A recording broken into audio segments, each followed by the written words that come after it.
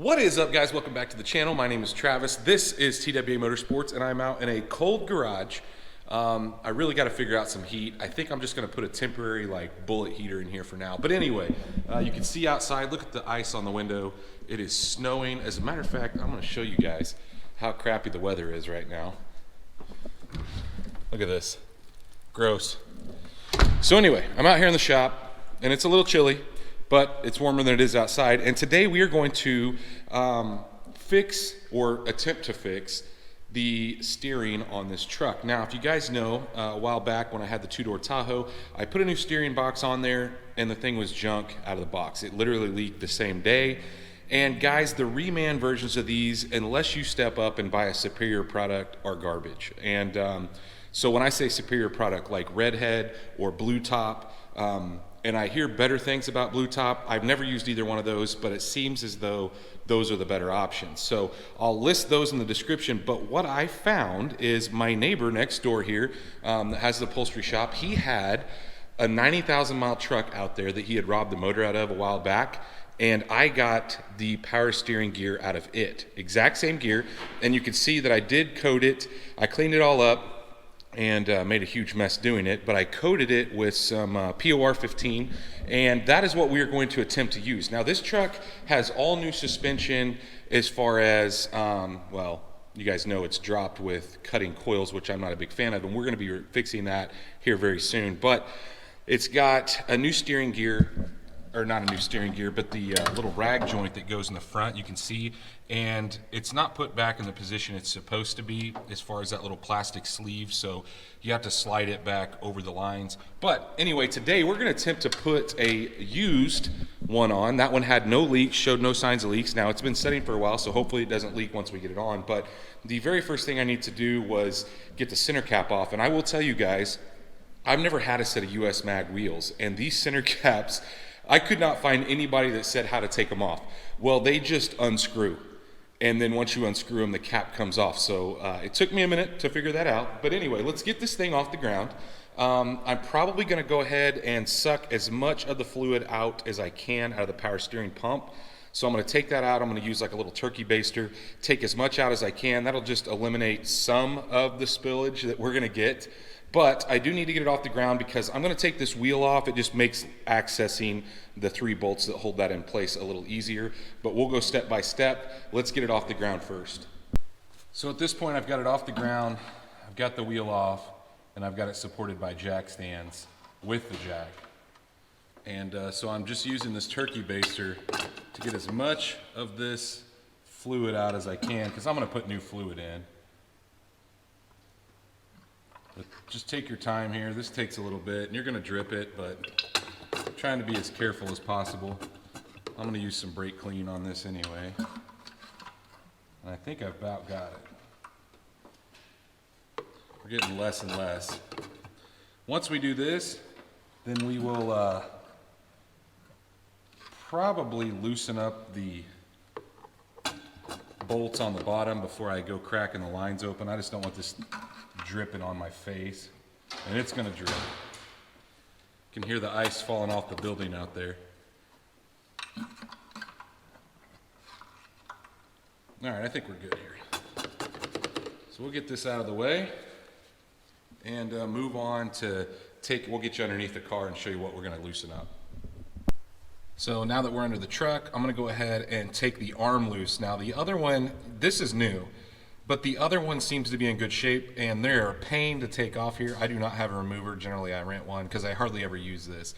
To be real honest with you guys, if they had a rack and pinion set up for these trucks, which I can't believe they don't, I would switch over immediately because I hate this steering box stuff. But nobody seems to make like a bolt-in option. It's all custom. So anyway, we need to take this off. Generally, it's a 22 millimeter. First, we got to take the cotter key out of the center. I'm going to go ahead and knock this loose. And the reason I do this first is because once you get everything else loose, it's all dangling from this, and it makes it kind of a pain. So I'm going to go ahead, loosen this up, knock it loose. I'm not going to take it out yet. And then we'll go up here to these 21 millimeters that hold the actual box in place. I'm just going to loosen those, and then we'll go back up top, loosen the lines and the actual shaft that goes into the steering gear. So now that we have all that stuff loosened down below, we need to take out the bolt. There's a single bolt that goes from the gear to the steering shaft. Now, normally this little black piece of plastic is slid up over the line. You have to push it back, and you should have enough room once that's pushed back to access what should be an 11 millimeter. Now, this one has been changed. You can buy an aftermarket one, and this one is not the original. I can tell because it bolts together, and the original one would be riveted. I did change that on my Tahoe as well, thinking that might help some of my issue, but I can twist this thing and you can see the play in the actual steering box, so I'm pretty sure that this is going to fix our issue. But anyway, once you get that out, this one happens to be a 14 millimeter, the stock one is an 11. We need to crack the lines loose, which they are 18 millimeter, and just take your time there, crack them open, and once we get that loose, I'm going to grab a pry bar and see if we can push this steering shaft back a little bit, getting it off of the end of the actual steering gear itself, and then we can go ahead down here and take our bolts out. I went ahead and took the top one out, but we can take the other two out and let that thing out of the way. Now, with that being said, sometimes the sway bar gets in the way, so I'm going to try to remove it with the sway bar in place, but I may end up having to remove the sway bar. At this point, you can see I have the actual steering shaft off. I've got the two lines loose, and so now all we need to do is take those two other 21 millimeters out of the side, and the box itself will be loose. As you can see, I've got the old one laying there, and no, I did not have to take the sway bar loose, which is good. It actually came out on the front side of the sway bar. I think you could take it around the back side of it too, but we're good at this point as far as getting the old one out. Now here's the new one. We're gonna go ahead and put it into place. I will tell you guys that just make sure that it's indexed the exact same. So what I did was I had my steering wheel straight. Now, when you unhook the shaft, it can move. I tried to tape it to the actual dash. I didn't show you guys that, but I should have. Anyway, once you do that, I pulled this one off facing straight. That is the way this one is aligned. And so at this point, we're gonna thread this one up in there, get a couple bolts started, and then basically reversing this process. Actually, one thing I'm going to do before I put the box back in place is there's two little rubber O-rings that go on the end of those lines. So I'm going to take my pick here and I'm going to pull the old ones off and put the new ones on. They're just at the edge, and it's a good idea. If you buy a new power steering gear, they come with these, and so I figured since I've got it apart, no sense in not buying these. They're like, I don't know, maybe 50 cents for the both of them. But anyway, I'll get those in place, then we'll put the box up there. At this point, I went ahead and put the box up in there. I started the 3 bolts. The arm is in the drag link, so everything is snugged down as far as the box. I haven't torqued this yet. I will torque it. And same thing, I haven't tightened the idler arm or pitman arm up. And so anyway, I went ahead and, like I said, I replaced those rubber pieces or the seals in those lines. I went ahead and started the lines. Sometimes that's a pain. You just need to make sure you don't cross thread them. So I'm going to go ahead and tighten the lines up. I'm going to swing the steering shaft back onto the actual box itself, and then we'll go through the torque settings. After I do all that, then we're going to obviously put some power steering fluid in it, and but we'll talk about that here in just a minute. Let me go ahead and get this stuff hooked back up, tightened. I'll talk about the torque specs on the outside here in just 1 second. So you can see I went ahead and got the lines snugged up, the 18 millimeter lines with the new seals on it. And guys, I don't know what the torque spec is on that. I just get them snug. Don't go crazy there. You can't get a lot on them anyway where they're at. And then the actual bolt that goes in the steering shaft that hooks it to the splines on the steering gear, that's an aftermarket one. The factory one is long gone, which is good because those things suck, but I'm not sure on the spec on it either. I believe that when you buy a new one it will tell you, but I just got it as tight as I could get it with a 3/8 inch drive. So you want it snug, and then I pulled on it to make sure it didn't come back, and I did slide the plastic piece back where it goes. But the 2 torque specs that I do want to talk about are the 321 millimeter here on the side. They go to 100 foot-pounds, and then the pitman arm, we're just putting the back into the drag link there, and that actually goes to 40 foot-pounds, and then obviously you need to put your keeper or cotter key back in. So I'm going to go ahead and tighten that up. I'm going to get the wheel back on, and then we will start the basically the flush process or trying to fill this thing back up. I don't really want to start it because it'll make a milkshake inside of there, and so what I'm going to do is we'll pour it full of fluid and turn the steering wheel back and forth with the truck off. But I've got some other stuff to do first, and then we'll go to that step. At this point, we got everything torqued down, and I got the wheel back on here. So what I'm going to do is I'm going to fill it up with some red line fluid. And once I get it filled up, we're going to go in the cab. I'm going to move the steering wheel back and forth, so all the way lock to lock, both directions. Very similar to what I just did on the green truck. And we're going to try to get some of those air bubbles out before we actually start it and take it down the road to test it. So I have the first batch of fluid in there, filled it up to where it said it was full. And now we're just going to slowly turn lock to lock. And I'm hoping my jack's high enough. It must be. Just going back and forth, trying to pump some of that through there before we actually start it. And so what I'll do is I'll do this probably 10 times, check it, do it 10 more times, check it again because it'll be low. And we keep doing this process until it shows to the right, basically to the right fill mark. There's a cold and a hot. Obviously we're messing with cold here. So I don't know. I still feel like I have a little bit of play in the steering wheel, but we won't know really until we get out on the road. It's so frustrating that nobody makes a box for these, or a steering rack for these. I really wish. I'm surprised with all the other stuff you can get for these trucks now. You can get remanufactured dashes and door panels, and it's just crazy to me that they haven't came with this solution for steering boxes. I just can't stand steering boxes. There's a reason they don't make steering boxes anymore, guys.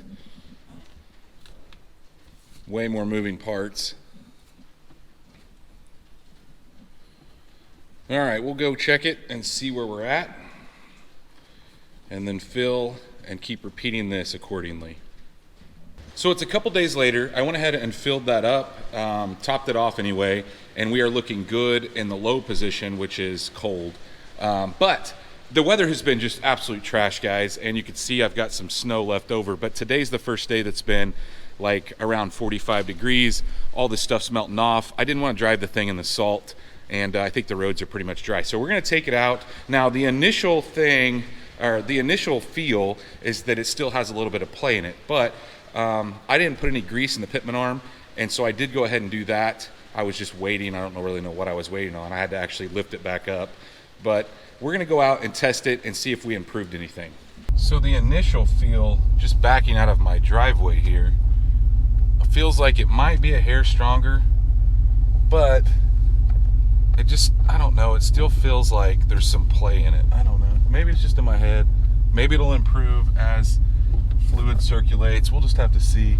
And I know, guys, you can adjust that worm gear on the top of that steering gear, but you know, when you do that, you really put a lot of pressure on those ball bearings on the inside, and it generally ruins it.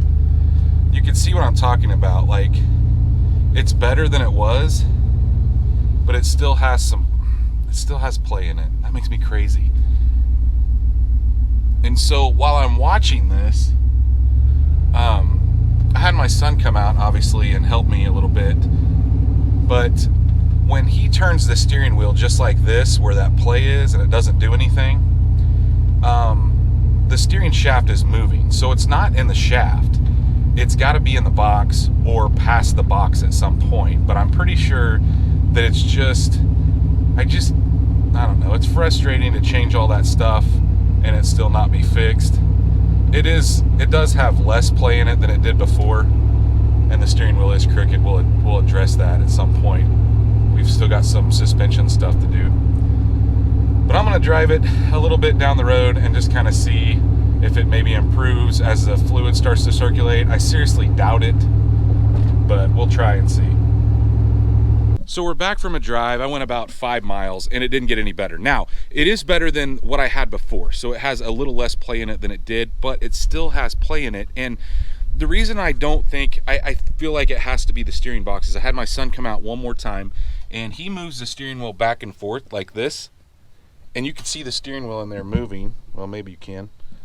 The problem is when you pull this plastic cover up to reveal like the rag joint, it all the way into the box. So the little spline piece that sticks out of the box, or the steering gear that you actually hook the rag joint onto, it is spinning the same amount.